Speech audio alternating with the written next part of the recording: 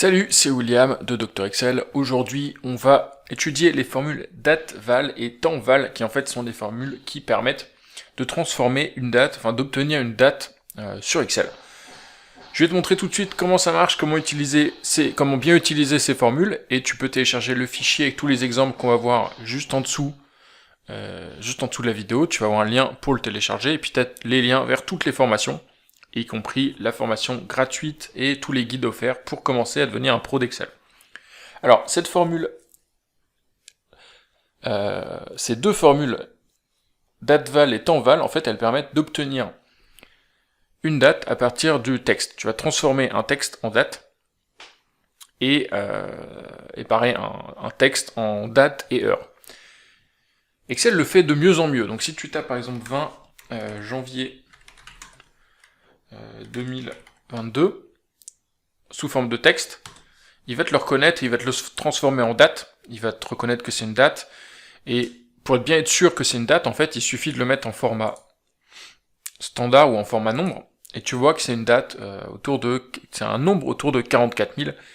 Tu le sais, les dates, c'est le nombre de jours depuis le 1er janvier 1900.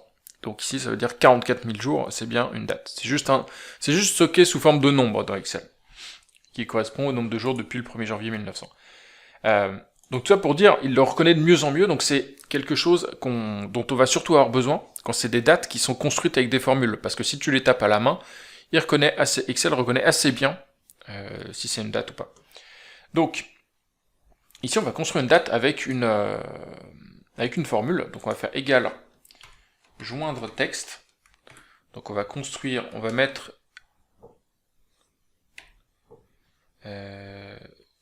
ignorer les cellules vides, on va mettre ces trois chiffres les uns à côté des autres avec un espace entre les deux, avec la fonction joindre texte, donc ça nous fait 20 janvier 2020, en fait ça nous construit un texte avec ces trois cellules, mais là tu vois que c'est juste du texte.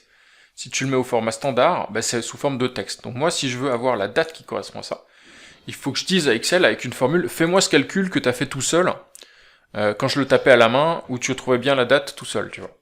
Donc je vais faire égal date-val de ce truc-là, qui est une chaîne de texte, et ça va me renvoyer le nombre qui est associé, qui est bien un nombre, et puis je peux l'afficher bien sûr au format de date après si j'ai envie, en changeant le format de la cellule. Donc ça c'est l'utilisation de date-val, ça te permet de récupérer une chaîne de texte qui contient le nom d'une date, et puis ça va te le mettre sous forme de date, c'est-à-dire sous forme de nombre. Temps-val c'est la même chose, mais en incluant le temps. C'est-à-dire que si une date c'est le nombre de jours depuis le 1er janvier 1900, un temps, donc tu vois, le 20 janvier à 17h30, c'est en fait, alors 17h30, je sais pas exactement combien ça fait, tu vois, mais si c'est à midi, donc c'est 12 heures, et c'est 44 000 jours et demi. Donc une heure, c'est un point dans le temps, c'est une demi-journée, ou un quart de journée, ce que tu veux. Donc à 8h du matin, c'est un tiers de journée, donc ce serait 44 000,3. Donc c'est le même principe, simplement avec plus de précision. Donc ici, je vais construire ma date. Alors je vais prendre la date et je vais rajouter à la fin, je vais mettre et un espace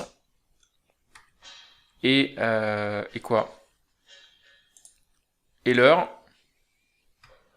et deux points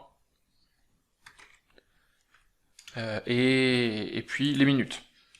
Ok, donc ça me dit ma date, date et heure sous forme de texte. 20 janvier 17h30. Mais sous forme de texte. Et pareil, j'ai utilisé temps-val de ce truc-là, qui me donne, alors là, il te donne juste l'heure. Il te donne, attention, juste juste la partie, juste l'heure. Donc c'est 17h30, c'est 0,72 jours. Donc si tu veux avoir les deux, après, tu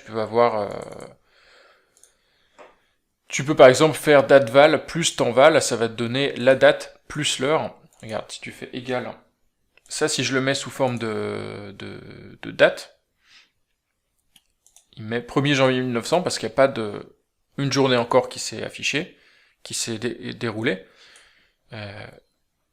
L'option correcte de format ici, ce serait de choisir heure, parce qu'en fait, on a juste l'info de l'heure. Si tu veux les deux, tu fais le calcul de la date, donc ça va être 44 000 jours, plus l'heure, donc ça fait, en termes de nombre, ça va te faire 44 000,73, et il a bien compris qu'il y a les deux, et juste au moment où j'ai rentré, il a adapté automatiquement au format personnalisé date et heure, ce qui te donne la date plus l'heure, mais en format numérique, en tant que nombre. Donc ça te permet après de faire des calculs, des formules, etc. dessus. Je vais le remettre comme c'était, je sais plus où il est, hop, en annulant. Voilà, donc date-val, temps-val, très utile pour récupérer des dates et transformer des dates que tu as obtenues sous forme de texte et les transformer en nombres pour pouvoir les réutiliser dans tes calculs par la suite avec ces deux formules. Je te laisse télécharger le fichier juste en dessous pour vérifier les exemples chez toi et essayer de les refaire. Et puis, donc tu as le lien sous la vidéo comme d'habitude, tu as les liens vers toutes les formations. Et moi je te dis à demain pour une nouvelle vidéo. Oublie pas de t'abonner. Comme ça tu seras prévenu dès que ça sort. Allez, salut, ciao.